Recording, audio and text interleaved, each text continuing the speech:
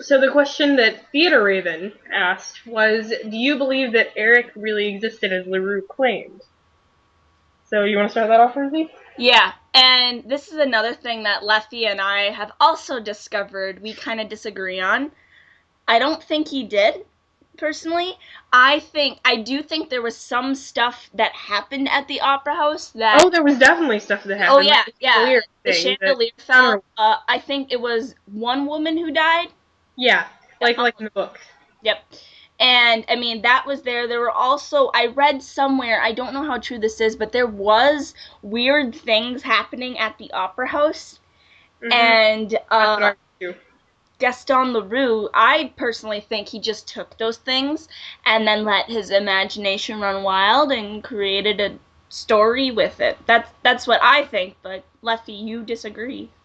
I read somewhere that there was this musician that had like lived in the opera house or something like that.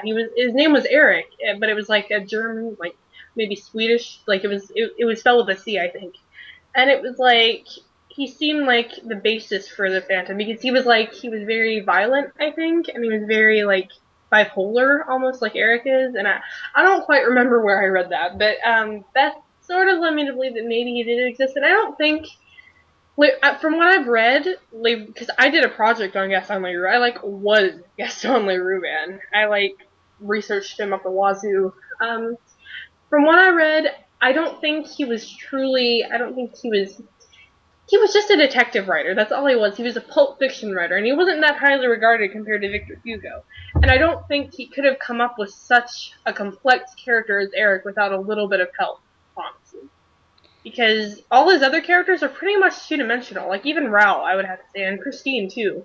They're not very developed, whereas Erik is just oh my god developed. It's like insane. So I don't think he could have possibly come up with him all on his own. Maybe some things, because like Erik's backstory, where he was in Persia and stuff like that.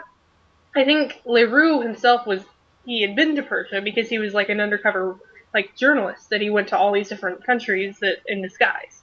So I think that was based off his adventures. But I think I don't know.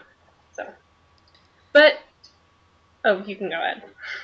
But was this Erik musician dude that you found out about, was he like really, did he really like haunt an opera house and create all I this don't think action so, but and stuff? I don't think he was really. I don't think he haunted an opera house. I think his personality was based off him or something like Okay. that. Well, that I can believe, but that I believe, but the whole, was there really a guy who was in an opera house, I actually especially the Paris Opera House, that haunted it, was in love with a young singer? I don't think that's true. I don't think Yeah. he's the young singer. But I actually think, now that I think about it, I think I read somewhere that there really was some sort of specter that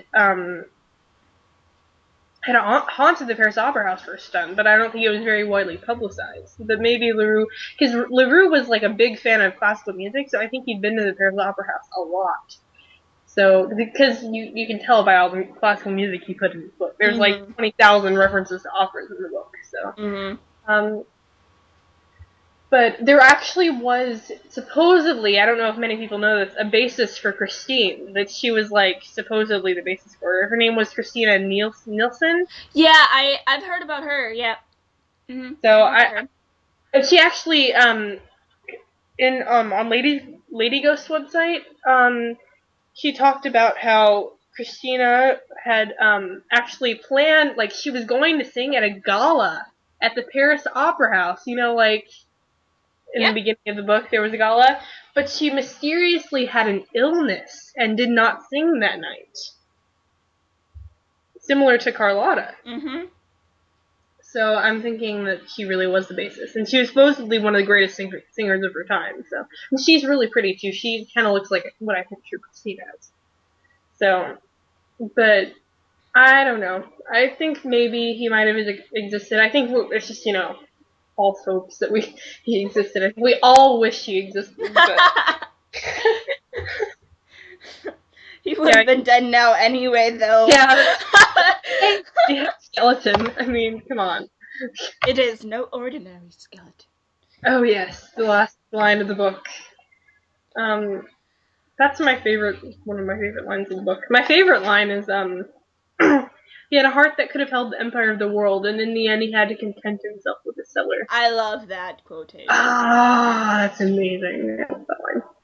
Um, Actually, if this is true, there's like this. It says right here. I'm quoting LaRue again. The skeleton was lying near the little well, in the place where the angel of music first held Christine Daae fainting in his trembling arms, on the night when he carried her down to the cellars of the opera house.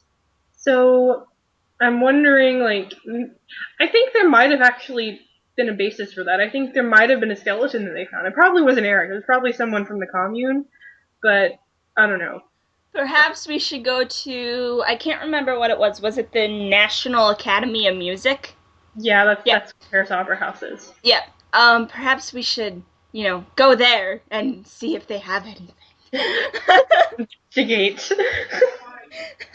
Anyway, we gotta end this. We're gonna wrap this podcast up now, so I think we've gotten everything that we wanted to get in, so. Okay, the Phantom Romance signing off. Rosa Phantom signing off.